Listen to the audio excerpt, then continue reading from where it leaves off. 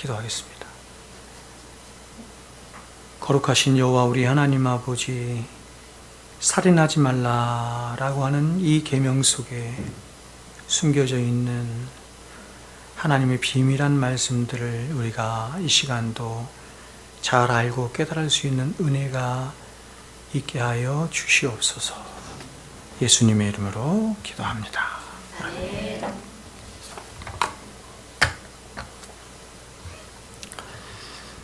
제가 이렇게 하나님의 말씀을 읽거나 혹은 특별히 찬송가도 좋지만 시편 찬송가를 이렇게 할 때 마음에 이렇게 밀려오는 생각 중에 하나가 뭐냐면, 시편 찬송가, 시편 자체가 하나님 말씀이잖아요. 하나님 말씀으로 찬양하는 거 아닙니까? 저는 그렇습니다. 어느 가스펠이나 어느 찬송보다 시편 찬송가를 할 때 사실은 제 마음이 가장 울려요. 가장 울리고 감동이 되고 말씀에 집중할 수 있고, 제가 최근에 더 많이 확인한 것 중에 하나는 뭐냐면, 제가 어릴 적에 이렇게 흥얼거리면서 많이 불렀던 가스펠들이 굉장히 많이 있는데, 그런 많은 가스펠들의 가사가 이제야 생각이 난다는, 이제야 좀 묵상이 되고 생각이 난다는 것입니다. 그러니까 많은 사람들이 하나님 앞에 가스펠도 부르고 찬양도 부르는데 의미 없이, 생각 없이, 묵상이 없이 그냥 하는 경우가, 제 경우에는 그랬던 것 같아요. 굉장히 많았다. 그죠? 음률에 취하는 거죠. 음률에. 이렇게 음률에 취해서 경우가 많은데, 제가 시편 찬송가를 이제 알고 시편 찬송가를 부르기 시작하면서 하나님 말씀 그 자체 아닙니까? 그래서 정말 이 시편 찬송가에 담겨 있는 하나님의 말씀을 생각하고 묵상하면서 정말 아멘이다. 하나님의 말씀은 정말 이렇게 진실하고 선하고 존귀하며 영광스러운 하나님 말씀이구나 라고 하는 생각을 할 때가 굉장히 많이 있어요. 그래서 여러분, 어떤 때는 제가 이제 설교자인데 여러분에게 설교하는 거 아닙니까? 하나님 말씀을 전하는 것인데, 어떤 때는 때로는 이런 생각을 할 때가 많아요. 제가 이렇게 하나님 말씀을 준비하는 것도 중요하지만 하나님 말씀을 그대로 읽어주는 것이 너무 좋겠다 하는 생각을 할 때 굉장히 많이 했어요. 이상 어떤 말보다, 어떤 책의 글보다도 가장 순전한, 하나님께서 우리를 사랑하셔서 우리에게 주신 성경 60편의 말씀을 그대로 여러분에게 전해주고 싶다 라고 하는 생각이 들 때가 너무너무 많이 있습니다. 여러분, 인생 살아가시면서 우리가 이제 신앙생활 특별히 여러 가지 많은 책들도 읽어야 되겠지만, 하나님께서 직접 말씀하시고 하나님께서 우리에게 직접 설교하신, 성경이 설교예요. 하나님의 설교인데, 그 하나님의 말씀, 하나님이 하신 설교의 말씀을 더욱더 많이 날마다 읽으실 수 있는 저와 여러분이 되었으면 좋겠습니다. 그러나 여러분, 그럼에도 불구하고 제가 이렇게 강단에 서서 여러분에게 하나님의 말씀을 전해야 하는, 그렇죠? 하나님의 말씀을 강론을 통해서 전해야 하는 이유는, 우리가 너무나 무지하고 우리가 너무나 악해서 하나님의 너무나 선명한 말씀이 우리 앞에 있는데도 그 말씀을 하나님이 목적하시고 의도하신 대로 그대로 보지 못할 뿐만 아니라, 생각이 너무 어두워서 그 말씀을 가리는 일들이 너무나 많을 뿐만 아니라, 세상 자체가 너무나 많이 왜곡되어 있기 때문에 하나님의 말씀이 그대로 우리가 받아들이기가 너무 어려운 것입니다. 그래서 여러분, 하나님께서는 저 같은 선생들을 보내셔서 여러분에게 하나님께서 우리에게 들려주시고 싶어하는 그런 하나님의 말씀을 잘 해석해서, 바르게 해석해서 여러분에게 들려주시도록 하나님께서 저를 세우신 줄로 믿습니다. 그래서 이번에 제가 평공못 가서 이번엔 2가지를 공부하고 같이 왔는데, 그 중에 하나가 제가 여러분에게 늘 말씀을 드렸던 통합신학에 대한 가르침들을 다시 한번 생각하고 확인하고 공부하는 시간을 가졌는데, 왜 우리에게 이런 신학이 필요한가? 왜 우리에게 이렇게 신학이 필요하고 특별히 통합신학적인 관점이 왜 필요한가? 라고 하는 것에 대해서 다시 한번 확인하고, 더욱더 성경을 읽는 일뿐만 아니라 신학을 여러 가지 책들을 공부하는 일뿐만 아니라 신학이 이제 굉장히 어려운데요. 그런 어려운 신학들을 공부해야 할 이유가 너무나 분명히 목회자에게 있다라고 하는 것을 다시 한번 확인하고 왔습니다. 신학이 바라야, 신학이 바르고 분명해야 그 신학의 토대 위에서 여러분에게 전해져야 할 하나님의 성경의 말씀이 바르게 전해질 수 있는 것입니다. 여러분, 신학을 하지 않은 채로, 신학이 바르지 않은 채로 하나님의 말씀, 계시된, 기록된 하나님의 말씀을 여러분에게 바르게 전해지는 것은 불가능합니다. 제가 분명히 말씀드려요. 불가능해요. 그래서 신학은 하지 않은 채, 신학 공부는 하지 않은 채 성경만 10,000번 읽은 사람, 이단 되는 겁니다. 이단 되는 것입니다. 굉장히 아이러니하죠? 굉장히, 그것은 아까도 말씀드린 것처럼 인간이 악하기 때문에 그렇습니다. 하나님은 아라고 말씀하시는데 사람들은 그것을 이렇게 듣습니다. 이유가 뭐냐면 사람 안에 있는 자기 중심성의 죄 때문에 그렇습니다. 이사야가 이걸 잘 예언했죠. 듣기는 들어도 듣지 못하고 보기는 보아도 보지 못하는 그런 어두움과 무질서와 악함이 우리 안에 있는 것입니다. 이것이 그러한가 하여 날마다 성경을 상고하는 일이 우리에게 있어야 하겠지만 이렇게 해석된 말씀을 여러분들이 더욱더 충실히 드려야 하는 이유가 여기 있는 것입니다. 이렇게 해석되어진 말씀들 여러분이 3년이고 5년이고 10년이고 20년이고 평생을 통해서 이렇게 말씀을 듣게 될 때 여러분이 개인적으로 성경을 읽고 성경을 공부할 때 이렇게 들려진 말씀이 틀이 되고 기준이 되어서 여러분이 하나님의 성경의 말씀을 읽을 수 있게 되는 것이에요. 아시겠어요? 그래서 여러분 공예배 때 들려지는 말씀이 중요한 이유가 여기 있는 것입니다. 자, 오늘 10계명 중에 6번째 계명, 살인하지 말라에 관한 말씀을 나누도록 할 텐데, 그렇죠?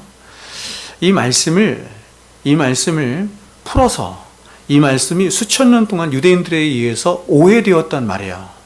오해되어 온 말씀 중에 하나가 이 살인하지 말라라는 계명이에요.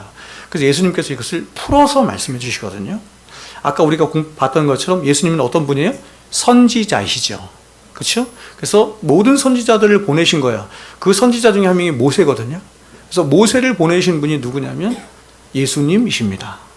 그래서 우리가 이제 다음 주에 우리가 살펴보겠지만 산상수훈에 보면 예수님께서 계속해서 반복하는 말씀, 10계명 갖고 말씀하시는데 이렇게 말씀해요. 너희는 이렇게 들었으나라는 얘기가 뭐냐면 너희는 너희 선생된 바리새인이나 서기관들로부터 모세의 말씀, 내가 보낸 모세의 말씀을 이렇게 해석하여 들었으나 잘못 해석됐다는 얘기예요. 나는 너희에게 이렇게 말하노니. 그렇죠? 누가 왔어요? 저자가 왔어요. 저자가 오셔서 풀어 말씀해 주시는 거예요. 자, 그래서 이제 그 부분은 이제 우리 다음 주에 보겠지만 이 살인하지 말라라고 하는 말씀이 그렇게 간단하지가 않습니다. 간단하지가 않고 여러분 이것은 이렇게 설명을 좀 드릴 수 있을 것 같아요. 예를 들어서 제가 이제 여러분에게 10계명을 말씀드렸잖아요. 그렇죠? 10계명의 말씀이 있어요. 하나님께서는 10계명의 말씀을 통해서 모든 율법을 응축시켜서 말씀하는 거예요. 그러니까 구약에는 613가지의 율법이 있는데 613가지의 율법을 10가지로 응축해서 주신 거예요. 그러니까 10가지 율법이 이렇게 딱 10계명이 있고 613가지의 모든 하위 율법들이 10가지 율법에 다 종속되는 거예요. 이해되셨죠? 그리고 이 613가지의 율법에 성경에 기록되지 않은 또 다른 수많은 율법들이 다 있는 거예요. 그래서 이 10계명을 알기 위해서는 사실은 이 613가지 뿐만 아니라 하위에 있는 많은 율법들까지도 제대로 알아야 10계명을 제대로 알 수가 있는 것입니다.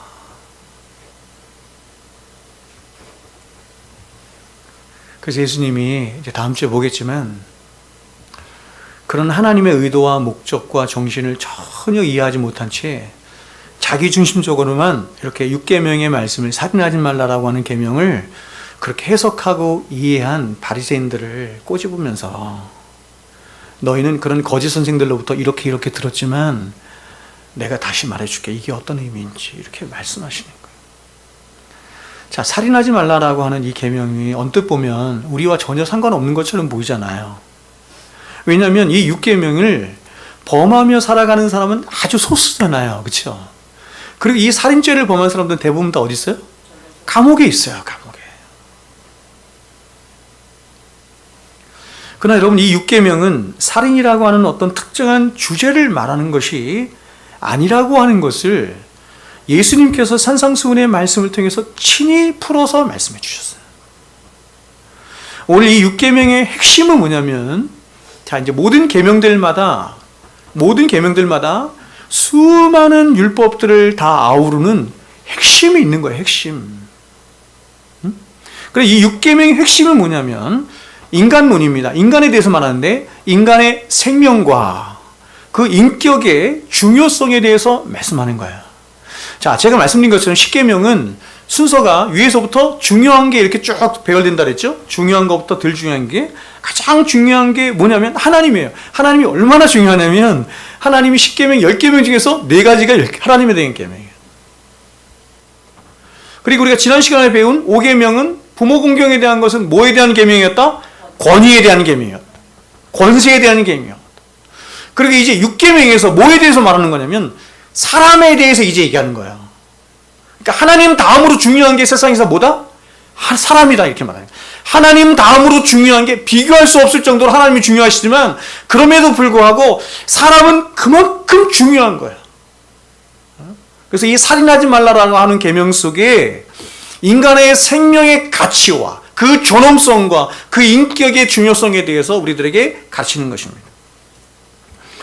그러므로 우리가 우리의 이 생명과 인격에 대해서 말씀하는 이 6계명을 다시 여러 이렇게 하위 계명에 있는 여러 소주제들로 확대해서 말할 수 있겠죠. 어떤 계명들이 있냐면 단순히 살인이라고 하는 계명을 넘어서 사형, 전쟁, 혹은 자기 방어, 나태, 안락사, 그리고 자살, 노화와 죽음, 그리고 술과 약물, 인종차별, 더 많이 있죠? 굉장히 많이 있어요. 여러분, 이런 주제들에 대해서 여러분 하위 율법인 613가지 율법이 말을 해요. 그리고 말하지 않는 계명들도 그 하위 율법이 또 있는 거예요. 그 밑에 하위 율법이 있는 거예요. 특히 현대인들을 살아가는 우리들에게 이런 주제들은 굉장히 많잖아요. 이해하셨어요? 그러므로 이렇게 6계명의 범위가 굉장히 방대한 주제들을 포함하고 있는 겁니다. 자, 말은 간단하죠? 살인하지 말라. 살인하지 말라라고 하는 계명이 생명과 사람의 인격에 관한 주제를 가지고 성경 전체를 쭉 훑는 거예요. 그래서 저는 이 6계명을 사실은 여러분에게 6계명을 제대로 전하려면 한 1년이 걸릴 수도 있어요.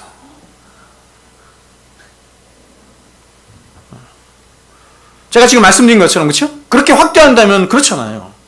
그래서 이 6계명을 오늘과 다음 주 2주에 걸쳐서 제가 설교하려고 하는데, 먼저 오늘은 왜 하나님이 10계명이 제6계명에서 이 살인하지 말라는 계명을 말씀하신 것인지 그 근본적인 이유들에 대해서 여러분과 함께 말씀을 나누고, 더 나아가서 인간론을 살펴보겠습니다. 성경이 말씀하는 인간이란 어떤 존재인가? 1, 2, 3, 4계명 하나님에 관해서 말하고 6계명에서 인간에 대해서 말하는 거예요. 그러니까 아울러 오늘날 이런 6계명의 명령과 달리 사람의 생명과 인격을 경시하는 사상이 이 사회에 널리 퍼져 있는데 왜 그런가? 그런 사상적인 역사적인 배경과 시대적인 사조에 대해서 아주 간단하게 여러분에게 말씀을 나누도록 하겠습니다. 왜냐하면 이것은 제가 지난번에 이상한 신세계를 나누면서 너무나 많이 말을 했기 때문에, 이상한 신세계 못 들으신 분 많죠? 미국에 계셨던 분들 이거 꼭 들어야 돼요. 제가 그때 시리즈로 한 5번 정도 설교했는데, 세 번째로, 그렇다면 과연 성경은 살인을 절대로 금하는가? 만일 그렇지 않다고 한다면 성경이 허용하는 살인에는 어떤 것이 있는가? 또 누가 과연 그 살인의 권한을 가지고 있는 것인가? 라고 하는 것에 대해서 나누겠습니다. 마지막으로 확대된 6계명으로서의 몇몇 주제들을 살펴볼 텐데, 제가 좀 선택을 했어요. 다 할 수 없잖아요. 그래서 낙태와 자살과 그 다음에 노화와 죽음, 그리고 할 수 있으면 술과 약물에 대해서 함께 말씀을 나누도록 할 텐데 제가 1부 때 보니까 다 못하더라고. 한 대까지 제가 해보도록 하겠습니다. 그리고 다음 주에는 이 살인하지 말라는 이 6계명의 참된 정신과 목적이 무엇인지 우리 주님께서 산상수훈을 통해서 친히 풀어서 말씀해 주셨어요. 예수님이 답답한 거죠. 모세를 통해서 모세율법을 주셨거든요. 간음하지 말라, 살인하지 말라라고 하는 산상수훈 말씀 보세요. 이런 계명들을 다 주셨는데 거짓된 선생들인 바리새인, 서기관 이런 사람들이 하나님 백성, 이스라엘 백성들에게 잘못 가르치는 거예요. 거짓되게 가르치는 거예요. 그래서 예수님이 직접 오신 거예요. 직접 오셔서 야 너희는 이렇게 들었으나 나는 너희에게 이렇게 말하노니 하며 다시 풀어서 말씀해 주시는 거예요. 그래서 다음 주에는 이 6계명이 갖는 그 근본 정신과 의미들에 대해서 산상수훈, 우리 주님께서 직접 풀어서 이 살인하지 말라라고 하는 6계명을 직접 풀어서 말씀해 주셨거든요. 그것이 어떤 의미인지에 대해서 함께 말씀을 나누도록 하겠습니다. 자, 여러분, 먼저 하나님이 세상을 6일 동안 창조하셨습니다. 하나님이 세상을 6일 동안 창조하셨습니다. 그리고 하나님은 그 모든 만물을 오직 말씀 하나로만 창조하셨습니다. 우리는 태양을 보면서, 달을 보면서, 해를 보면서, 하늘에 떠있는 수많은 무수히 떠있는 별들을 보면서, 이 세상에 있는 무수히 많은 동식물들을 보면서 너무나 신비스럽고 기이하고 놀랍게 여기지만 하나님은 그 모든 것들을 말씀 하나로만 창조하셨습니다. 그리고 하나님은 그 창조의 끝에 하나님 당신의 형상을 따라 이마고데이, 하나님의 형상을 따라서 당신을 닮은 어떤 존재를 창조하셨어요. 그게 인간이에요. 창조의 질만 다른 것이 아니라 창조의 본질이 달라요. 똑같이 창조물인데 완전히 달라요. 그 근본이 달라요. 그리고 그렇게 창조된 인간을 향해서 하나님이 이렇게 명령하셨습니다. 하나님이 그들에게 복을 주시며 하나님이 그들에게 이르시되 생육하고 번성하여 땅에 충만하라. 땅을 정복하라. 바다의 물고기와 하늘의 새와 땅에 움직이는 모든 생물을 다스리라 하시니라. 하나님 6일 동안 세상을 창조하실 때 다른 모든 피조물들은 말씀으로만 창조하시고 그 말씀으로만 창조된 모든 피조물들을 보시면서 하나님께서는 뭐라고 말씀하셨어요? 터보 이렇게 말씀하셨어요. 보시기에 좋았더라. 근데 사람을 창조하시고는 뭐라고 말씀하셨어요? 심히 좋았더라. 감탄사가 나온 거예요. 그러니까 인간이란 존재가 하나님께서 보시기에 감탄사가 나올 정도로 위대한 존재인 거예요. 지금 이 창세기 28장 1장 28절의 말씀은 하나님이 당신이 창조하신 모든 피조물들 가운데 오직 인간을 아주 특별하게 창조하시고 구별하셔서 그 인간들로 하여금 하나님 당신이 창조하신 모든 피조물들을 다스리게 하실 뿐만 아니라 더 나아가서 그 모든 만물이 그 인간을 위하여 있도록 창조하셨음을 말씀하는 거죠. 굉장히 놀라운데요, 여러분. 제가 아우구스티누스를 통해서 여러분에게 말씀을 드린 것처럼 여러분, 세상에 있는 모든 피조물들은 다 하나님의 것입니다. 하나님의 소유 맞죠? 땅과 거기에 충만한 것과 세계에 있는 모든 것이 하나님의 것입니다. 맞죠? 그렇기 때문에 하나님의 것이기 때문에 하나님만이 향유하세요. 하나님만이 향유하세요. 근데 그 하나님만이 향유하실 수 있는 그 자리에 누구를 두셨냐면 사람을 두셔서 그 모든 만물을 사람의 일용할 양식으로 주셨습니다. 주기도문에서 일용할 양식을 우리에게 주시옵고 하죠? 모든 사람에게 필요한 영적이고 또한 정신적이고 육체적이고 육신적인 모든 필요들을 다 말하는 거거든요.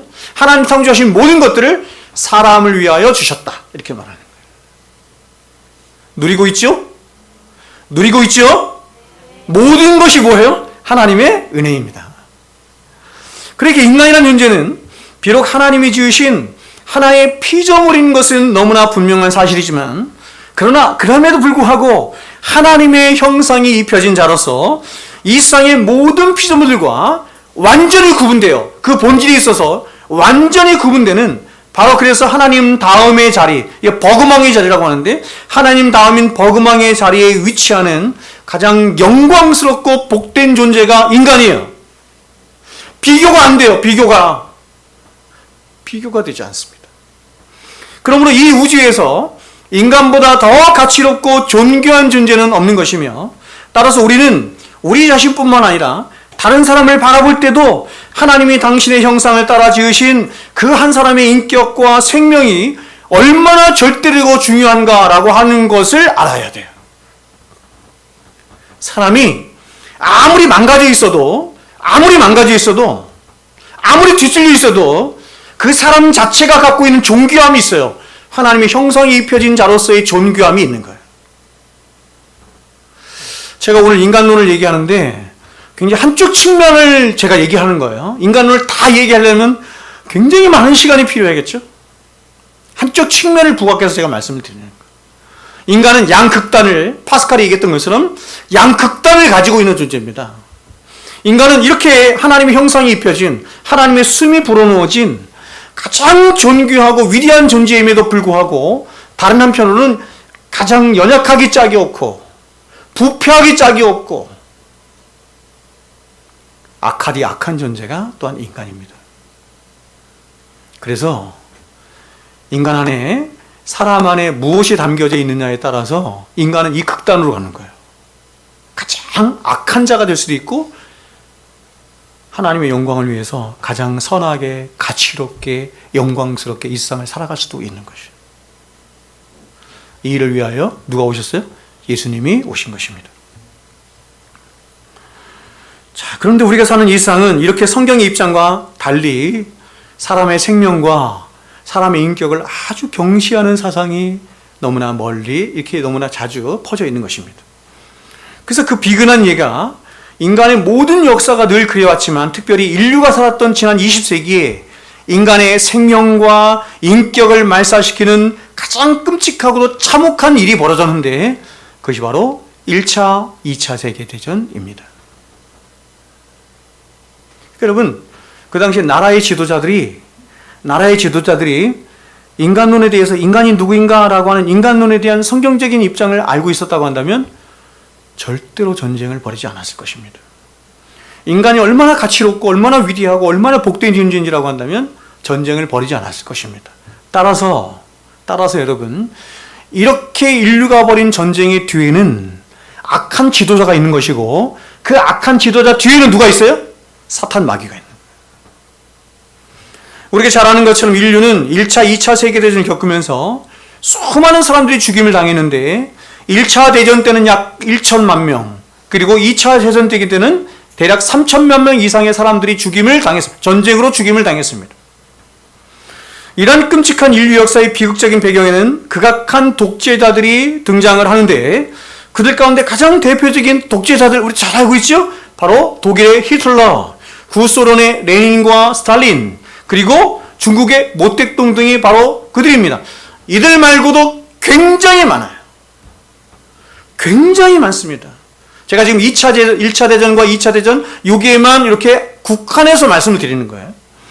카터 대통령 시절에 국가보좌안보관을 지냈던 브레진스키라고 하는 사람에 의하면 이 4명의 독재자들에 의해서 죽임을 당한 사람들, 그것이 숙청을 당하든 혹은 아니면 전쟁을 통해서 죽임을 당하든 죽임을 당한 사람이 대략 1억 7,500만 명 정도 된대요.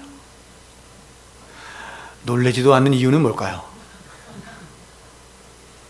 한 나라에는 법이라는 것이 존재하고 그 법과 절차에 따라서 사람이 죄를 범하면 형을 부과하는 것인데, 그것이 공정한 사회이고 공정한 나라죠.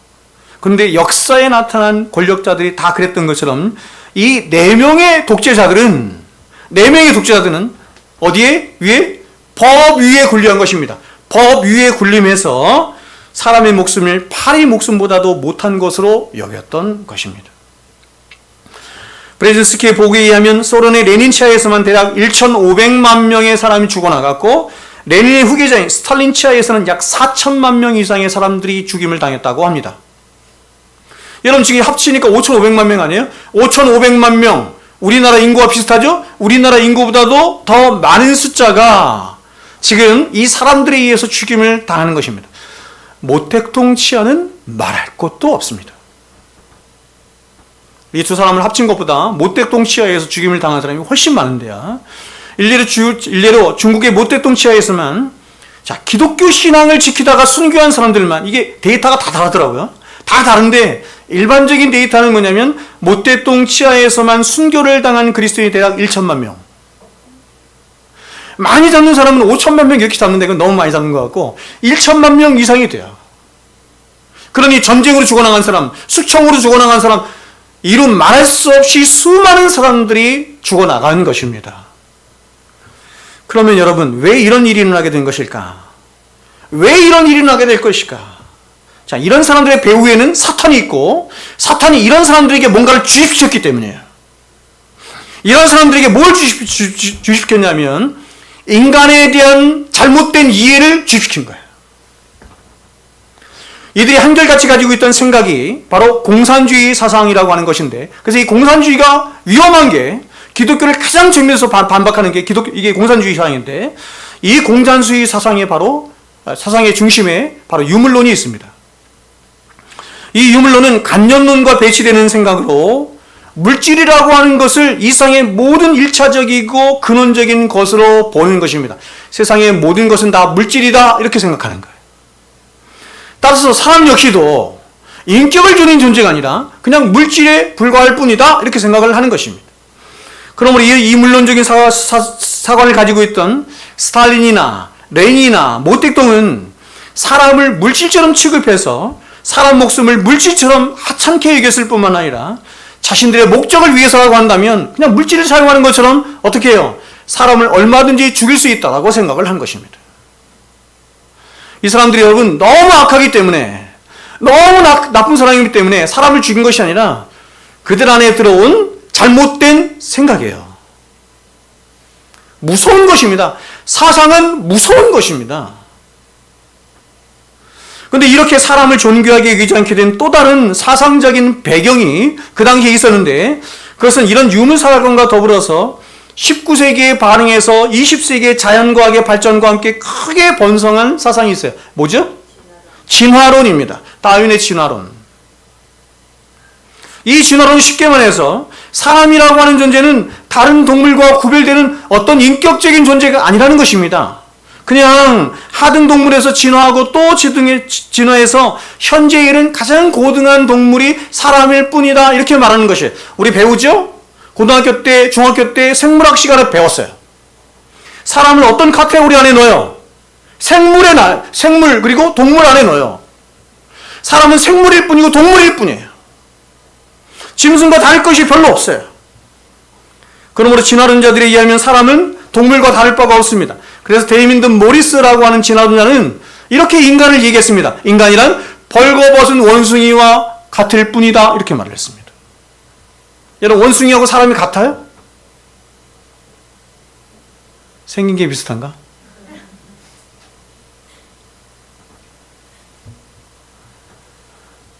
제가 여러 해 전에 외신이 나왔는데,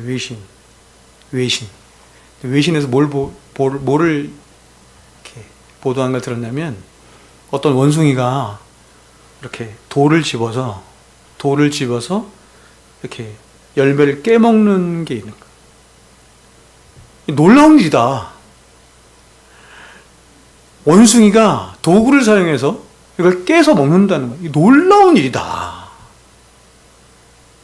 뭐가 놀라워요, 여러분? 아니, 그게 뭐가 놀랍냐고, 그게. 사람은 여러분 행복한 만들잖아요. 여러분, 사람은 지금 비행기, 우주선 타고 달 가잖아요. 사람과 원숭이를 이렇게 접목시키려고 수많은 애들을 쓰는데, 그게 뭡니까 도대체? 그런데 이런 인간론에 대한 또 다른 왜곡이 프로이드라고 하는 사람에 의해서, 프로이드의 정신분석학에서 일어났어요. 프로이드는 인간에 대해서 말하기를 인간의 무의식 속에는 뭐가 잠재 있냐면 동물적인 본능이 자리 잡고 있다는 것입니다. 동물적인 본능이 자리 잡고 있어서 동물처럼 생각하고 동물처럼 말하고 동물처럼 행동하고 싶어하는 본능이 인간 안에 자리 잡고 있다고 누가 얘기했느냐? 프로이드가 말한 거예요.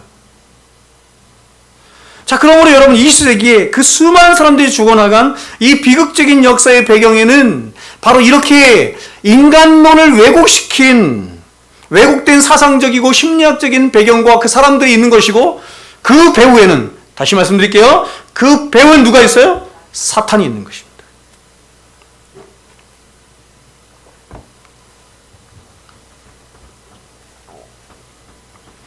사람들이 어쩌다가 그런 사상들을 만들고 발전시킨 게 아니에요.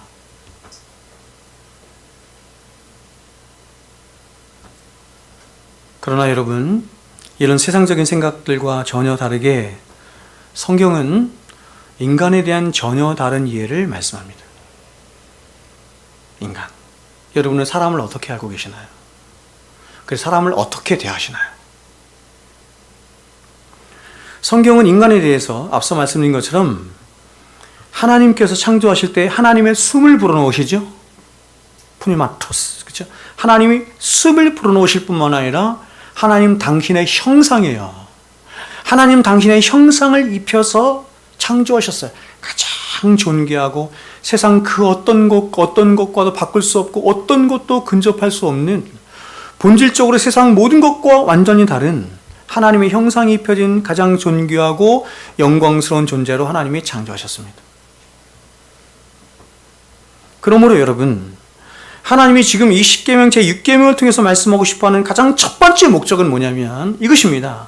얘들아, 인간이란 이렇게 하나님의 형상이 입혀진 가장 존귀하고 놀랍고 위대한 존재란다 라고 하는 것을 말씀하는 거예요.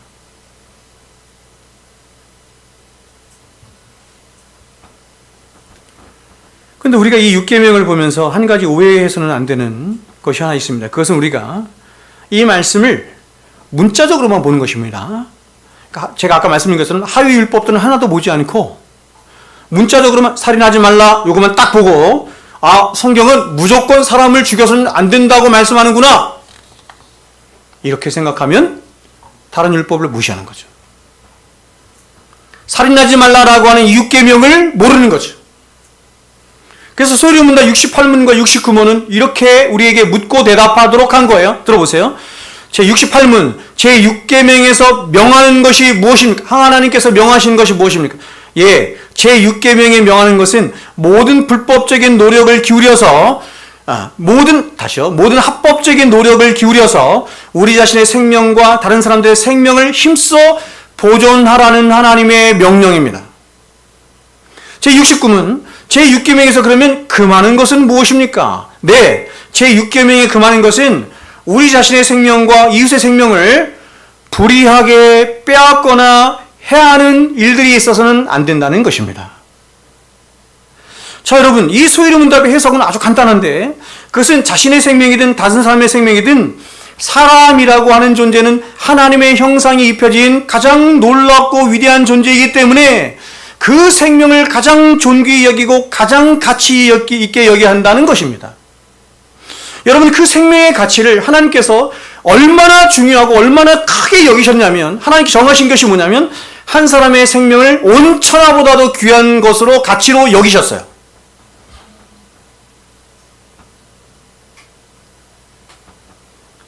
여러분, 이 세상 모든 피조물들 중에 하나님의 형상으로 창조된 존재가 인간 이외에 또 있어요? 없어요. 초대교회 때 천사 숭배사상이라는 것이 있었거든요. 천사들을 숭배해. 영적인 존재.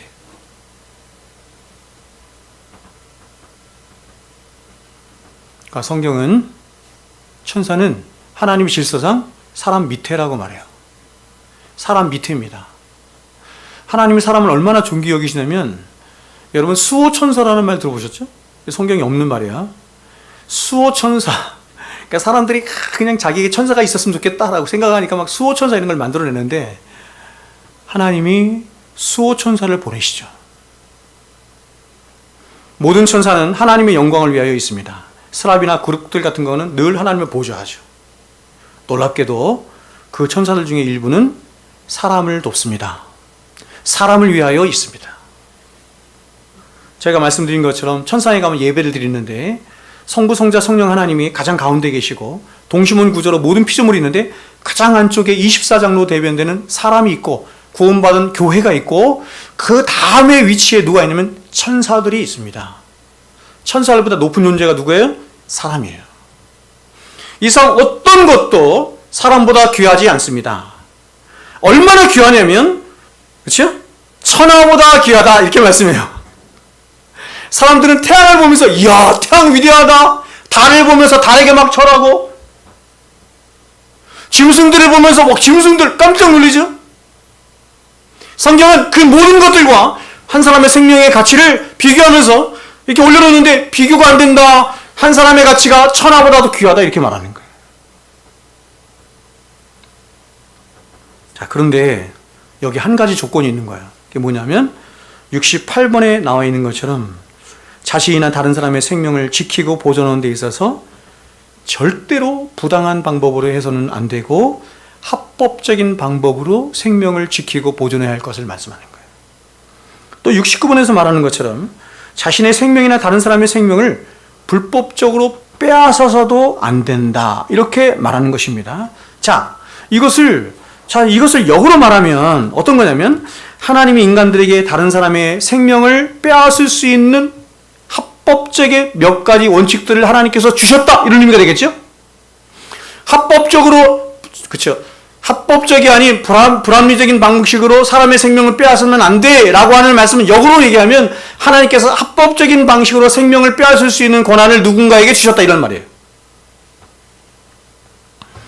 그러므로 살인하지 말라라고 하는 이 6계명은 무조건 사람을 죽여서는 안 된다는 의미가 아니라 사람이라고 하는 존재가 가장 가치 있고 가장 존귀한 존재라는 것을 말씀함과 동시에 그러나 하나님이 살인에 대해서 합법적으로 허용하신 몇 가지 원칙들이 함께 있음도 함께 말씀하는 것입니다. 특별히 하나님이 살인이나 사형을 허락하셨음을 말씀하는 구절들이 성경 곳곳에 있어요. 그래서 하위율법이라고 했잖아요. 하위율법들이 굉장히 많이 있는데 그 가운데 가장 앞서는 말씀, 가장 전통적인 말씀, 그리고 레위기의 말씀이 있기 이미 전에 하나님께서 창세기 9장을 통해서 말씀하신 게 있어요. 창세기 9장 5절과 6절의 말씀이에요. 자, 제가 1부 때도 질문했는데 여러분이 한번 질문해 보겠습니다. 창세기 9장은 1부 때는 맞췄어요. 선생님들 몇 분 안 됐는데 맞췄어요. 창세기 9장에는 뭐가 나와요? 그렇지.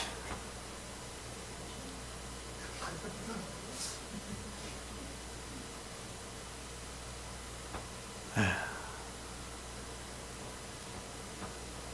보통 교회 다니는 사람도 이걸 언약이라고 말하지 않을 것입니다. 네? 언약이 뭔지를 잘 모르고 듣지 못했으니까. 노아 언약이 딱 나오죠. 노아 언약의 특징이 뭐예요? 노아 언약의 가장 중요한 특징이 뭐예요? 우주 만물을 향한 약속이죠, 그렇죠?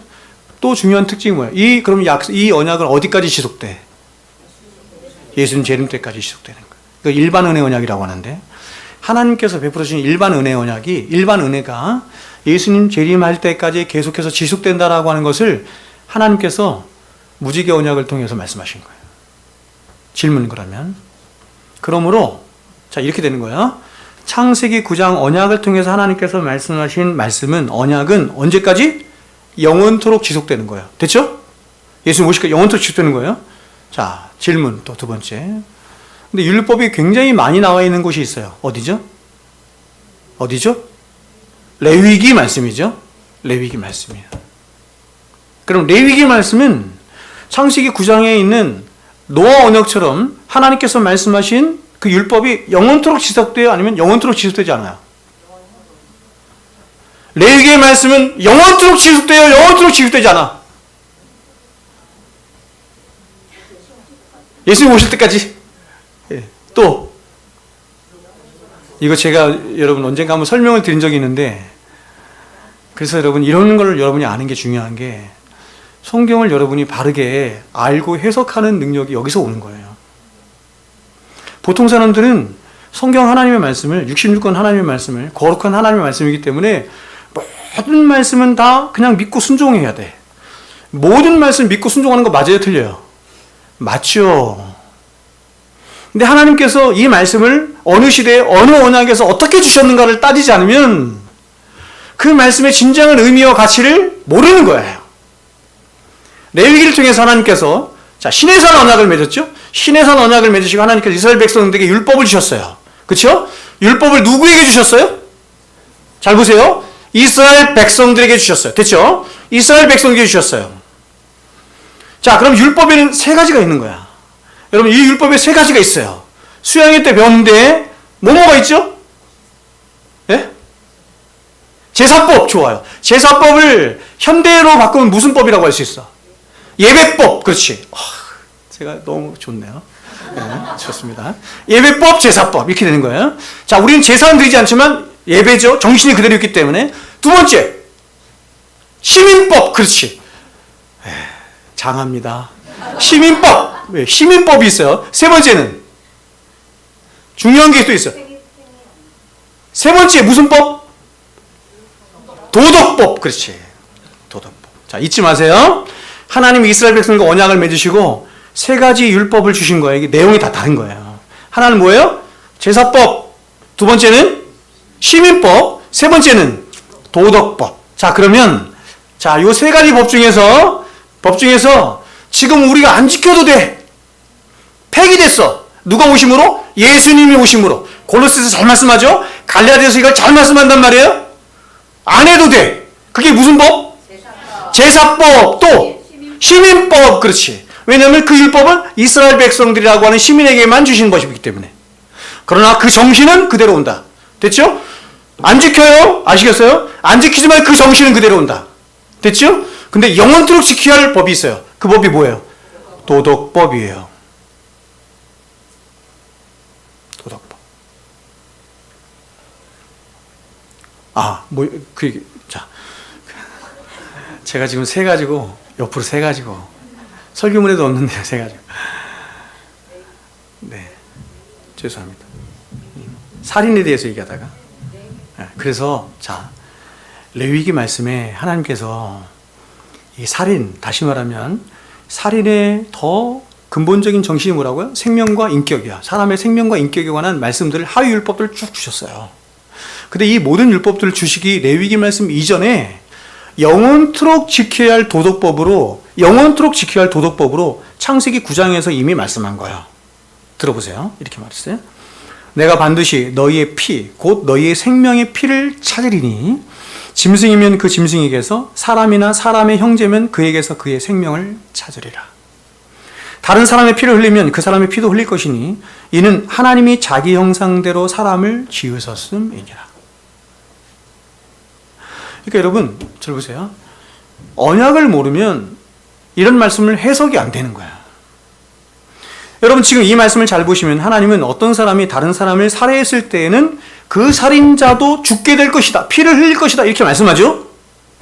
근데 하나님께서 그 살인자에게 피를 찾으시는, 다시 말하면 처형을 하시는 방법이 하나님이 직접 죽이시지 않고 어떻게 하시냐면 하나님이 위임하신 어떤 위임 권위자를 통해서 하나님이 그렇게 하신다. 이렇게 말하는 거예요. 하나님이 이것을 이렇게 말했어요. 그 사람의 피도 흘려야 할 것이니 이렇게 말씀했는데 이 말씀의 보다 정확한 진의가 뭐냐면 하나님이 위임하신 어떤 권위자를 통해서 그 사람의 피도 흘리게 할 것이다. 이렇게 말하는 거예요. 제가 그래서 여러분 창세기 9장 5절 6절 말씀을 어저께 번역본들을 쭉 다 찾아봤어. 어저께 설교 준비하면서 다 찾아봤어. 뭐 NIV, 킹제임스부터 시작해서 한글 성경 되게 많죠. 뭐 새 번역도 있고 현대인의 성경도 되게 많아. 잘못 번역된 게 너무 많아. 이 말씀 속에는 이런 의미가 있는 거예요.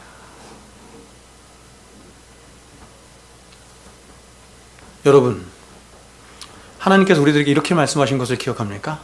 야,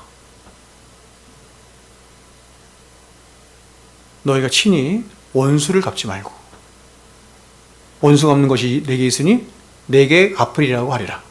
기억나시죠? 그러니까 이 말씀을 대부분의 사람들이 이해하는 방식은 어떻게 이해를 해요? 아, 원수 갚는 것이 하나님께 있기 때문에 나는 기도만 해야 돼. 하나님께서 원수 갚아주셔도 기도만 해야 돼. 이렇게 이해를 하지 않아요? 그렇게 이해를 하죠.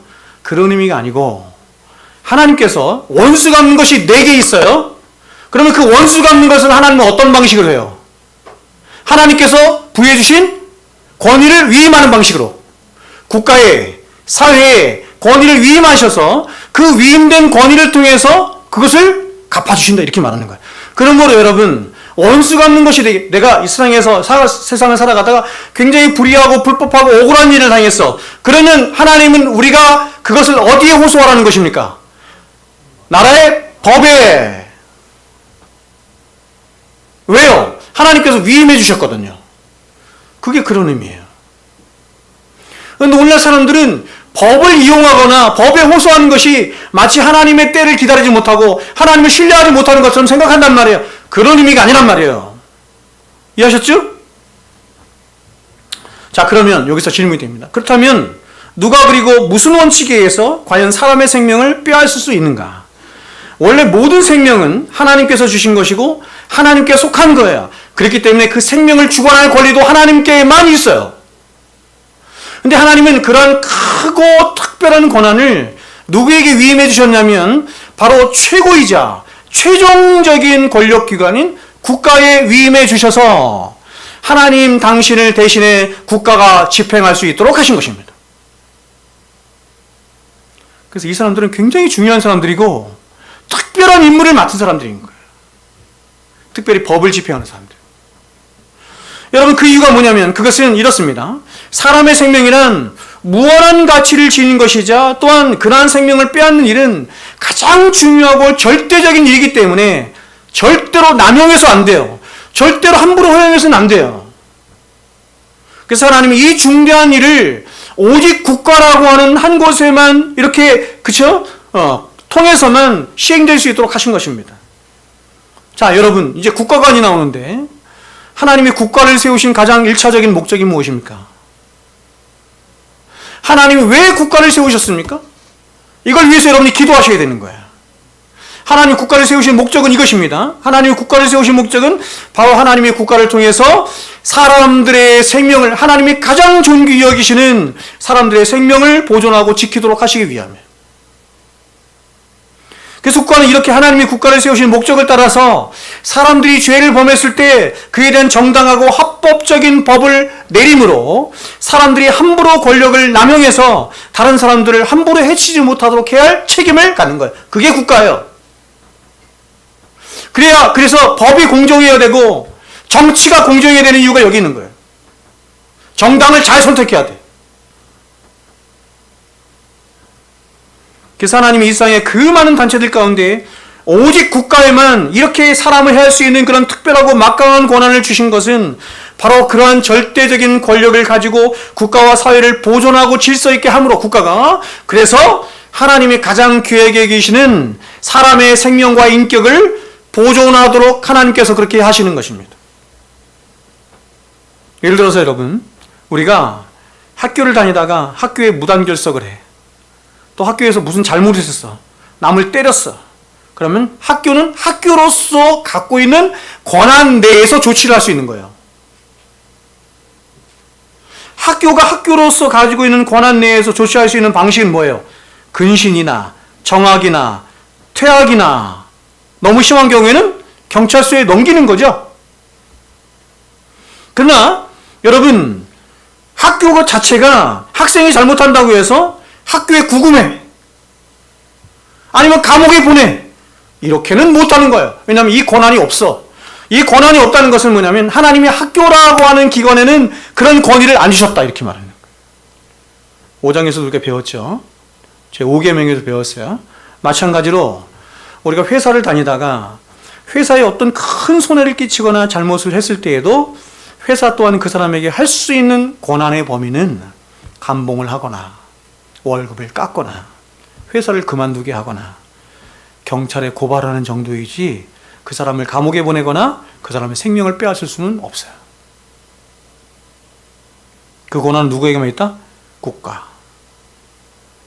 국가는 어떤 사람이 죄를 지었거나 잘못을 범했을 때 그 사람을 때에 따라서 구금시킬 수 있어요. 더 나아가서 정당한 재판을 거쳐서 큰 형을 물리기도 하고 때로는 생명까지도 빼앗을 수 있는 것입니다.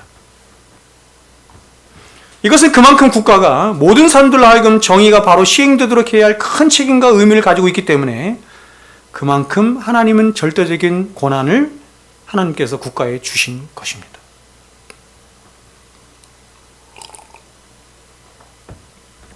동의가 되십니까? 동의가 되세요? 그래서 여러분 지금 전 세계에 보면 사형제도를 찬성하는 국가도 있고 반대하는 국가도 있는데 성경은 찬성해요, 반대해요? 찬성한다는 것입니다. 그 이유가 무엇인지 지금 말씀을 드린 거예요. 하나님 왜 그렇게 하시는지. 그래서 우리가 구약 성경을 보면 하나님이 때로 사람을 죽이라 하시면서 살인이나 사형을 명하시는 경우가 있어요. 여러분 구약 레위기에서 지금 하유율법이에요. 그러면 살인하지 말라가 딱 있고 하유율법이 쫙 레위기에 있는 거예요. 그러면 살인에서는 살인을 명하는 경우에요. 어떤 경우가 있어요? 예를 들어서 얘기해 보세요. 네? 그건 나중이고 사형을 명하는 거예요. 사형이라고 했어요, 제가. 사형, 사람을 세워놓고 죽이는 겁니다. 안식일을 범했을 때 사람을 죽이라. 그렇죠. 그건 이제 또 다른 의미인데 또 뭐가 있어요? 살인에 대해서 또 간음, 근친상간을 했을 때, 근친상간을 했을 때, 그리고 또 부모를 후타를 했을 때, 또 뭐가 있을까요? 다른 사람을 납치한 경우에도 그렇습니다. 납치한 경우에도 그렇고, 근친상간을 하거나 수간, 동물과 수간하는 거죠. 수간을 하거나 무당짓을 하는 경우에도 성경에는 사형을 명합니다. 죽여버리라, 돌로 쳐 죽여라 이렇게 말합니다. 이유는 이스라엘 민족이 신정국가였기 때문에 이러한 죄들은 그러한 하나님의 신정국가를 크게 어지럽히거나 훼손시키는 죄였기 때문에 그렇습니다. 지금 이제 사바트 안식에 관해서 나왔는데 하나님께서 왜 안식일에 일한 자를 돌로 쳐, 실제로 죽었잖아요. 나무 죽으러 갔다가 죽었잖아요. 성경에 보면 나무 죽으러 갔다 죽었어. 얼마나 억울해. 무슨 도둑질을 한 것도 아니고 나쁜 짓을 한 것도 아니고 나무 죽으러 간 거야. 근데 죽었어. 상징이에요, 여러분. 상징. 안식일을 범한다는 의미가 예수 그리스도의 십자가의 복음에 어떤 의미가 있는지 상징적으로 말하는 거예요. 마찬가지로 하나님은 오늘날에도 국가의 법이라고 하는 것을 통해서 사회의 정의나 질서에 심각한 도전을 하는 사람들에 대해서 사형까지도 집행할 수 있도록 하셔서 국가와 사회의 질서를 바로잡고 사람들의 안위를 보호하도록 하신 것입니다. 그러므로 하나님이 허용하신 첫 번째, 살인을 허용하신 첫 번째가 뭐냐면 사형제도예요. 그리고 이런 사형제도만이 아니라 하나님이 살인을 허용하신 또 다른 경우가 두 가지가 있는데 하나가 뭐냐면 아까 말씀하신 것처럼 전쟁을 해서 사람을 죽이는 거예요. 그때도 하나님은 그걸 죄로 여기지 않아요. 두 번째로 또 하나가 뭐냐면 정당방위예요. 자기나 자기 가족들을 누군가 죽이려고 해, 해하려고 해. 그때 정당방위로 그를 죽일 수 있죠? 그것도 하나님이 죄로 여기지 않으세요. 그러면 하나님이 살인하지 말라 하시는 것은 절대로 사람을 죽여서는 안 된다는 의미가 아니라 바로 불법적인 살인을 해서는 안 된다라고 하는 의미입니다. 그러면 왜 사람을 죽여서는 안 되는 것일까? 그것은 첫 번째로 아까 말씀드린 것처럼 인간이라는 존재는 근본적으로 이상의 다른 모든 피조물들과 전적으로 그리고 근본적으로 다르게 피조된 존재이기 때문입니다. 바로 모든 인간은 하나님의 형상으로 피조된 아주 특별하고 독특한 지위를 가진 존재이기 때문에 살인을 한다는 것은 단순히 한 사람의 생명을 빼앗는 것 이상의 의미를 갖는 거예요. 그래서 어떤 목사님은 이렇게 설교하는 걸 제가 들었는데 사람을 죽이는 것은 하나님의 형상에 담긴 사람을 죽이는 것은 하나님을 죽이는 것이다.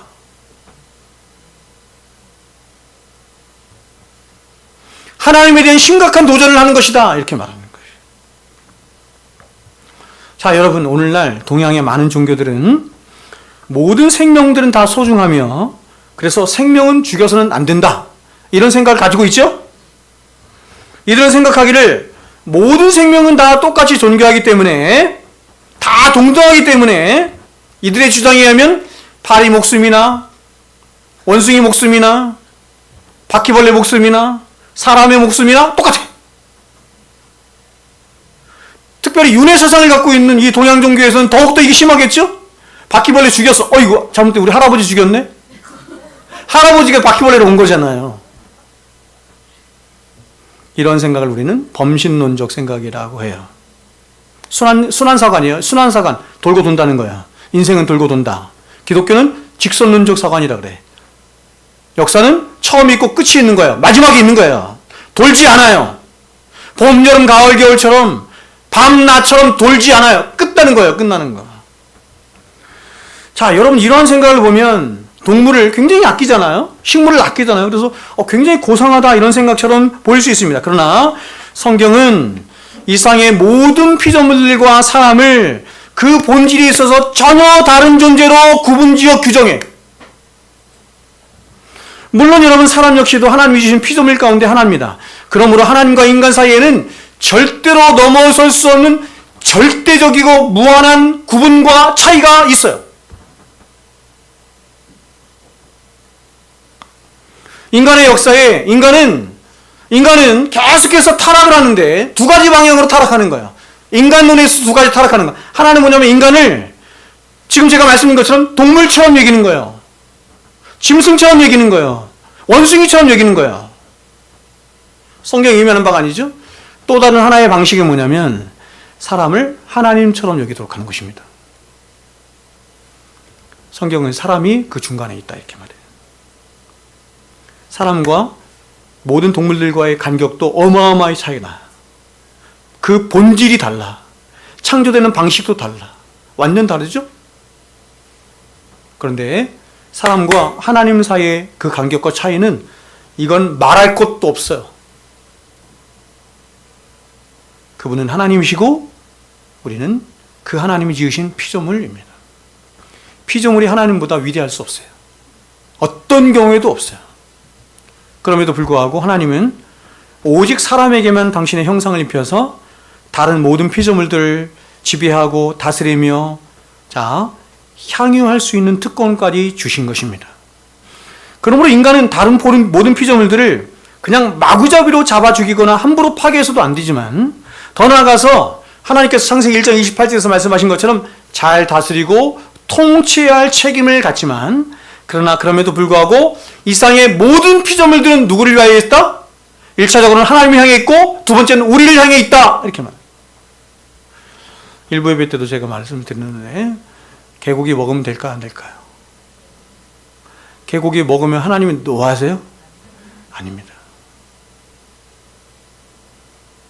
너무 이제 반려견이고 가깝고 친하니까 그렇죠? 저도 개고기 먹은 지 오래됐어요. 먹긴 먹었는데 근데 전도사 시절에 31살 처음 전도사 때 어떤 집사님이 전도사님 식사 대접하고 싶어요. 그래서 전도사들하고 목사하고 식사 대접을 했는데 자기 집에서 개고기를 끓였어. 개고기를 한 번도 안 먹어봤거든요. 그래서 이게 막 되게 망설이고 못 먹겠다고 하니까 그분이 이렇게 말했습니다. 아니 개고기도 못 먹으면서 무슨 목회를 하겠다고 합니까? 그 이후로 먹었습니다.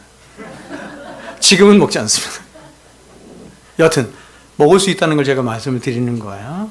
자, 아까 말씀드린 것처럼 한 사람의 가치를 하나님이 얼마나 크게 여기시냐면 온 천하보다도 그러니까 이런 말씀이 굉장히 윙윙거리는 거야 저는. 네? 여러분 다 자신의 가치를 온 천하보다 귀하다고 생각해? 네? 하나님의 형상이 입혀진 것도 온 천하보다 귀한데 더 우리를 가치롭게 하는 게 뭐예요? 우리는 예수 그리스도의 자리거든요. 예수 그리스도가 우리를 맞바꾼 거잖아요. 이렇게 마음이 메마른 사람들에게 자, 그래서 우리가 집에서 화초를 가꾸거나 강아지를 잘 키우는 것도 좋은 일입니다. 그러나 그렇다고 해서 식물이나 동물을 사람처럼 대하거나 사람과 동등하게 여겨서는 안 되는 것입니다. 그건 하나님이 너무너무 미워하시는 일이에요. 제가 예전에 우리 바울이하고 사랑해하고 길 가다가 이렇게 얘기를 했어요. 얘들아, 세상의 모든 존재들 중에서는 인격이 있는 존재는 사람밖에 없단다. 충격을 먹은 거죠, 얘가. 우리 하늘이한테 인격이 없다고? 저희 집 강아지가 하늘이에요. 하늘에게 인격이 없다고? 하늘을 너무 좋아하고 사랑하니까 용납할 수가 없는 거예요. 하늘에게는 인격이 없어요, 여러분. 사람에게만 있는 것이에요. 제가 인터넷을 보니까 어떤 사람들은 자신이 키우는 동물을 너무 사랑해. 그 동물이 여러 가지가 있더라고요. 뭐 침팬지도 있고 강아지도 있고 고양이도 있고 등등 있는데 그런 동물들과 결혼까지도 하고 때로는 유산까지도 남겨주는 일이 있는 걸 봤어요. 저보다 몇십 배 많은 재산을 유산으로 남겨주다. 미친 짓입니다. 아주 사악한 짓이에요. 하나님이 미워하시는 짓이에요. 두 번째, 우리가 살인을 하지 말아야 할 중요한 이유는 사람의 목숨이라고 하는 것은 하나밖에 없기 때문입니다. 건물을 잘못 지으면 다시 지으면 돼요. 글을 잘못 쓰면 지우개로 지우고 다시 쓰면 돼요. 직장에 잘못 들어가면 어떻게 해요? 직장을 다시 구하면 돼요. 나쁜 얘기긴 하지만 결혼을 잘못하면 결혼을 다시 할 수도 있어. 그러나 사람의 생명이라고 하는 것은 단 한 번 그리고 하나밖에 없어요. 그러므로 사람의 생명을 빼앗는 것은 그 사람의 전부를 다 빼앗는 것이기 때문에 절대 해서는 안 되는 일인 것입니다. 자, 이제 마지막으로 할까요? 괜찮아요? 많이 남았는데.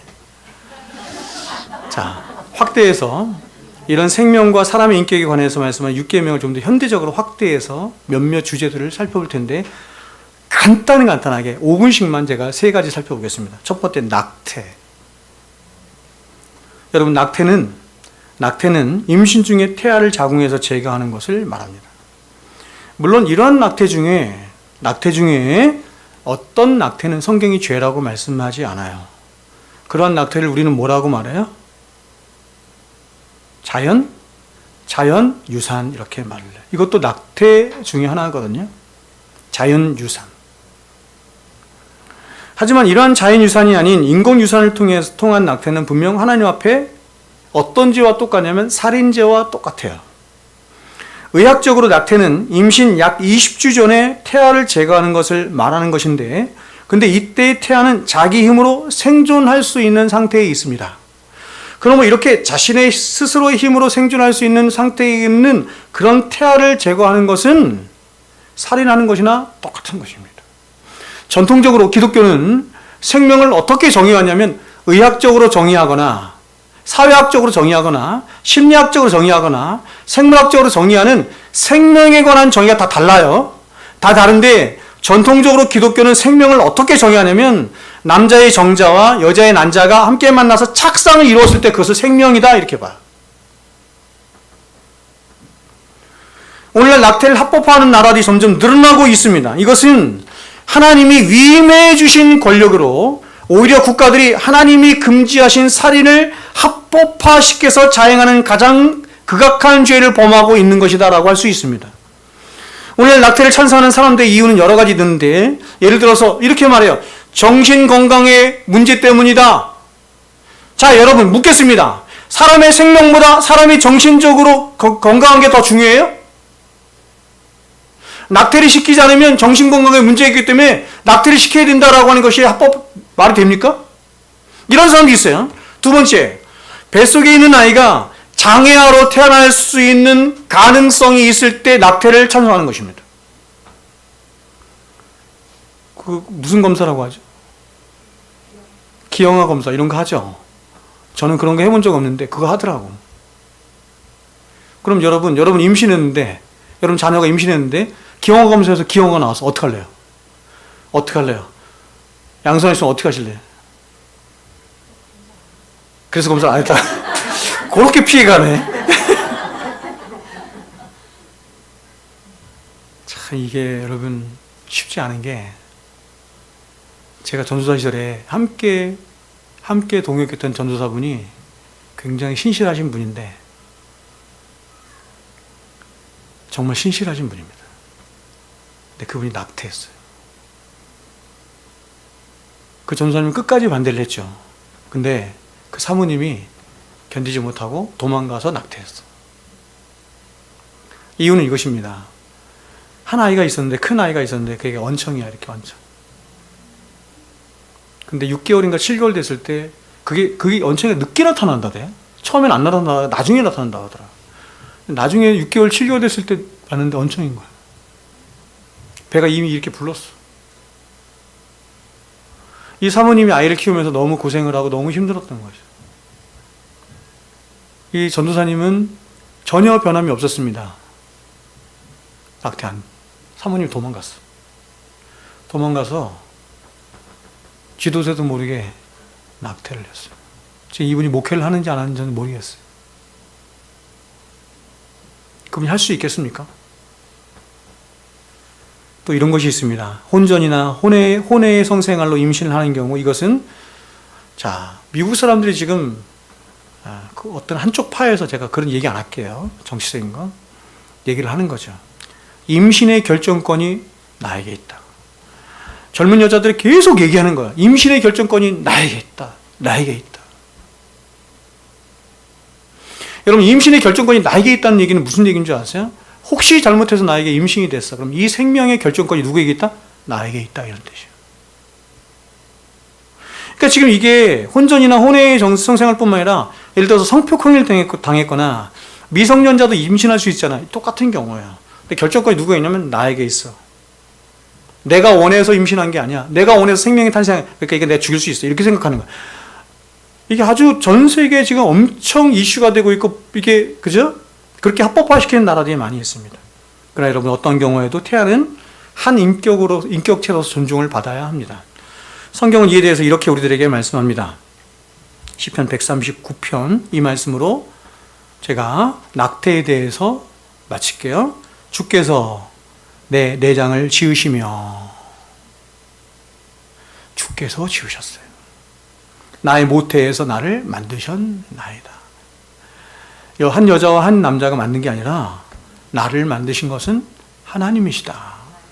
내가 주께 감사하옴은 나를 지으심이 심히 기묘하심이라. 옛날 성경은 심히 신묘막측. 저는 그 표현이 더 좋아. 신묘막측하심이라. 주께서 하시는 일이 기이함을 내 영혼이 잘 아나이다. 내가 은밀한 데서 지음을 받고 땅의 깊은 곳에서 기이하게 지음을 받은 때에 나의 형체가 주의 앞에 숨겨지지 못하였나이다. 내 형질이 이루어지기 전에 주의 눈이 보셨으며 나를 위하여 정한 날이 하루도 되기 전에 주의 책에 다 기록이 되었나이다. 자살 보겠습니다. 자살은 스스로 자신의 생명을 끊는 것입니다. 이런 자살이 오늘날 전 세계에서 얼마나 자주 벌어지냐면 40초당 1명꼴로 사람이 죽고 있습니다. 특별히 우리나라는 자살률이 전 세계에서 부동의 1위입니다. 여러분, 얼마나 높으냐면 OECD 평균이 10만 명당 10.07명이에요. 10, 100, 1000, 한 10,000명 중에 1명이 죽는 거죠. 우리나라가 얼마나 많냐면 10만 명당 28.3명. 그러니까 OECD 평균의 한 3배 되는 거예요. 거의 3배 정도 될 정도로 압도적으로 많아요. 그러나 이 자살은, 자, 보세요. 살인하지 말라라고 하는 계명을 누구에게 적용시켰어요? 나에게. 그러니까 다른 사람을 죽인 것도 살인하지 말라는 계명을 범한 것이지만 나를 죽인 것도 살인하지 말라는 계명을 어긴 것이나 마찬가지가 되는 것입니다. 성경에는 때로 훌륭한 하나님의 백성이고 성도였지만 죽기를 사모했던 사람들이 있습니다. 어떤 면에서 성도는 죽기를 사모하는 자라고 할 수도 있어요. 누가 있어요? 엘리야, 시므온, 요나 같은 사람도 있을 것이고 누구보다도 사도 바울이 있을 것입니다. 그렇죠? 그러나 이들 중에 어떤 누구도 자살을 한 사람은 없어요. 사도 바울은 내가 삶과 죽음 사이에 꼈다 이렇게 말하죠. 빌립보서 1장에서. 그러나 내가 죽는 것을 더 사모해요. 왜냐하면 죽어서 내가 사모하는 주님과 함께 있는 것을 더 사모한다 이렇게 말. 근데 그 다음에 이렇게 말합니다. 가장 위대한 말씀이에요. 이렇게 말해요. 내가 사는 것이 너에게 더 유익하니. 내가 사는 것이 너에게 더 유익하니. 그러니까 여러분, 지금 이 엘리야도 시몬도 사도 바울도 생각한 게 뭐냐면, 첫 번째는 뭐냐면 생명이라고 하는 것은 하나님이 나에게 주신 것이고, 그래서 하나님의 것이고, 그렇게 내가 함부로 이 생명을 어떻게 할 수 있는 것이 아니고, 더 나아가서 하나님께서 나에게 생명이 있도록 하신 이유가 있다는 것입니다. 살 이유가 있다는 것입니다. 너희들을 유익하게 할 이유가 있다는 것입니다. 여러분 생각하세요? 여러분 하루하루 어떻게 사세요? 여러분 하루하루 어떻게 사세요? 하나님께 나에게 생명을 주시고 생명을 있게 하신 이유가 있다고 생각해서 이 하루를 주의 영광을 위해서 살아갈 마음이 있습니까? 그런데 이런 이들과 달리 성경에 실제로 자살한 사람들이 4번 소개되고 있어요. 성경에 4번 나와. 첫 번째는 뭐냐면 여러분이 알고 있는 사람 누구 있어요? 가룟 유다. 좋습니다. 가룟 유다. 또 생각나는 사람? 생각나는 사람? 이스라엘 초대왕 누구? 사울. 또 7일 천하로 끝난 북이스라엘의 왕 누구예요? 시므리. 그렇죠? 이런 사람 또 있어요. 또 있어요. 다윗에게 압살롬이 반역했을 때 압살롬 편에 서서 다윗을 모함했던 사람이 있어요. 근데 이게 모략가인데 모략이 안 통하니까 자살했어. 누구죠? 아히도벨이라고 하는 사람. 근데 이렇게 성경에 등장하는 자살자들의 한결같은 공통점이 뭐냐면 이들 모두는 성도가 아니었다는 것입니다. 하나님 백성이 아니었다는 것입니다. 또 모두 악한 일을 행했던 사람들이었다는 것입니다.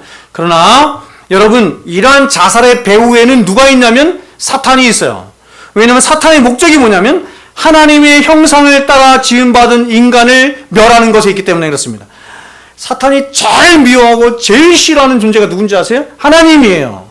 날마다 하나님 흉내내. 요한계시록에 보면 사탄이 하나님을 흉내내. 성부, 성자, 성령 하나님을 그대로 흉내내. 사탄이 가장 탐하는 게 뭐냐면 하나님의 영광이야. 하나님을 너무 미워하기 때문에 하나님의 형상으로 피조된 인간을 멸하는 것을 자신의 인생의 목적으로 삼아.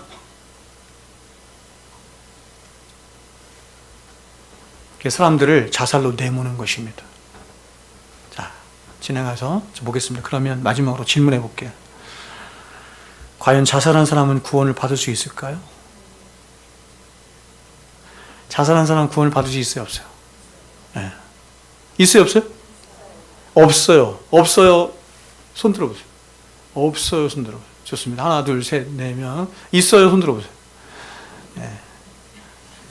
있어요 하신 분들은 화요성 경보를 참석하신 분들이지. 그렇죠? 조심스러운 얘기지만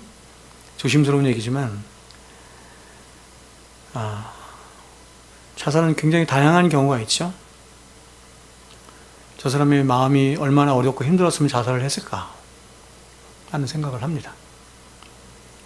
하나님을 진실하게 믿고 하나님을 진실로 사랑했지만 자살을 하는 사람을 우리는 가끔 봅니다. 그 믿음이 진실이고 그 사랑이 진실이었다고 한다면 그는 구원을 받을 것이라고 저는 믿습니다. 이 부분에 좀 더 알고 싶으신 분은 저희 개인적으로 찾아오시면 마지막 한 가지만 더 말씀드리고 마칠게요. 노화와 죽음과 질병에 대해서 말씀드릴게요. 자, 여러분, 질문. 사람이 늙고 병들고 죽는 이유가 뭐예요? 죄 때문입니다. 다른 이유 때문이 아니에요. 죄 때문에 사람에게 병이 찾아왔고 늙는 일이 있게 됐고 죽음이라고 하는 것이 찾아왔어요. 그러므로 결국 노화와 질병과 죽음은 죄로 인한 이렇게 되는 거예요. 형벌이에요. 자, 이 의미를 잘 보세요. 죄로 인한 형벌이에요. 하나님의 심판이에요. 사람이 이 땅에서 고생하고 수고하고 애쓰고 하는 것도 형벌이에요. 하지만 성도된 저와 여러분 제가 다른 말로 바꿔볼게요. 그리스도 예수 안에 있는 저와 여러분에게는 늙고 병들고 죽는 것은 다른 의미가 되어버렸어. 왜요? 그리스도 안에 있으니까. 왜냐하면 죄로 인한 모든 형벌이 이미 2000년 전에 예수 그리스도께서 십자가에서 대신 다 감당하셨거든요. 맞아요, 틀려요? 예수님께서 이렇게 말씀하셨어요. 죽으시면서 테텔레스타이, 내가 다 이뤘다. 내가 너희들 구원받는 데 있어서 모든 것들 다 이뤘어요. 모든 형벌을 내가 다 받았어. 모든 의를 다 이뤘어. 그러면 우리에게도 똑같이 신자에게 늙고 병듦과 죽음이 있는데 그것은 무엇인가? 그것은 이렇습니다. 이렇게 일을 하셔야 돼요. 가장 1차적으로는 신자가 하나님의 구원의 과정 속에서 겪는 하나의 현실입니다. 하나의 현실. 더 나아가서 하나님이 신자 안에서 성화를 이루어 가시는 하나의 방편들. 놀랍지 않습니까? 세상 사람들에게 형벌이자 심판으로 이루어진 것을 하나님은 그것을 선으로 바꾸셔서 하나님은 우리의 인생 속에 있어지는 병듦과 늙음과 죽음을 통해서 하나님이 우리에게 목적하시는 뭐를 이루어 가신다? 성화를 이루어 가신다. 또한 예수 그리스도와의 연합을 이루어 가신다. 그리고 결국 하나님은 보세요. 죽음이라고 하는 종말, 세상 사람들이 가장 두려워하는 죽음이라고 하는 종말을 통해서 당신의 백성들을 영화에 들어가게 하신다. 놀랍지 않습니까? 그러므로 성도는 절대로 세상 사람들처럼 병들지 않고 늙지 않고 죽지 않으려고 애쓰지 않아.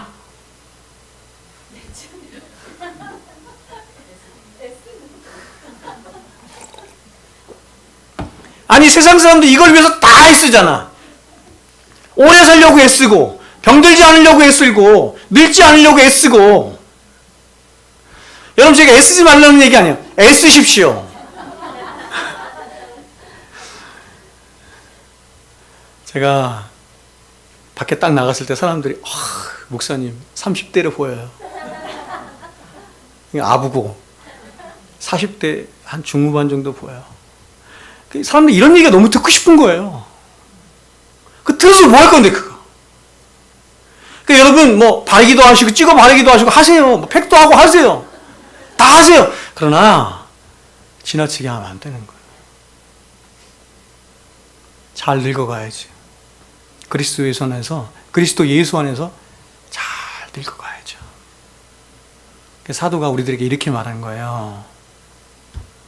그러므로 우리가 낙심하지 아니하노니 우리의 겉사람은 낡아지나 우리의 속사람은 날로 새로워지도다. 우리가 낙심하지 않아. 낙심하잖아요. 늙어가는 것 때문에 슬퍼. 병든 것 때문에 너무너무 슬퍼. 죽어가는 거 너무 두려워. 사도는 말해요. 낙심하지 않아. 나는 이 세상을 잠시 다녀가는 나그네일 뿐이야. 나는 잠시 다 다녀가는 이 나그네 인생 속에서 내가 이루어야 할 하나님께서 나에게 이루시기를 원하는 것은 이런 것이 아니야. 난 그걸 이룰 거야. 그게 뭐예요? 거룩이에요. 그게 거룩이에요. 성화의 삶이에요. 그래서 이렇게 말하는 거예요. 우리의 겉사람은 낡아지나 우리의 속사람은 날마다 새로워지도다. 바라기는 여러분, 저와 여러분의 평생의 삶 속에서 보세요. 제가 지난번에도 말씀드렸지만 충실에 있는 한 형제가 저에게 그렇게 말했잖아요. 저하고 동갑인데 이제 아직 60도 안 됐는데 저한테 그렇게 말을 하더라고요. 목사님, 곧 80 될 것 같습니다. 제가 곧 90 되고 죽음 앞에 갈 것 같습니다. 그래서 목사님 말씀 들으면서 너무너무 두려운 마음이 저에게 있습니다. 두려운 마음이 있습니다.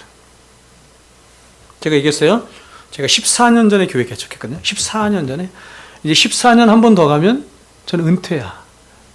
끝이에요. 70. 그리고 죽음을 기다려야 돼요. 얼마 안 남았어요. 여러분의 인생의 목적을 어디에 두실 거예요? 돈 많이 버는 거? 잘 나가는 거? 애들 잘 키우는 거? 아니에요, 여러분. 속사람이 새로워지는 것에 있는 줄로 믿습니다. 기도하겠습니다.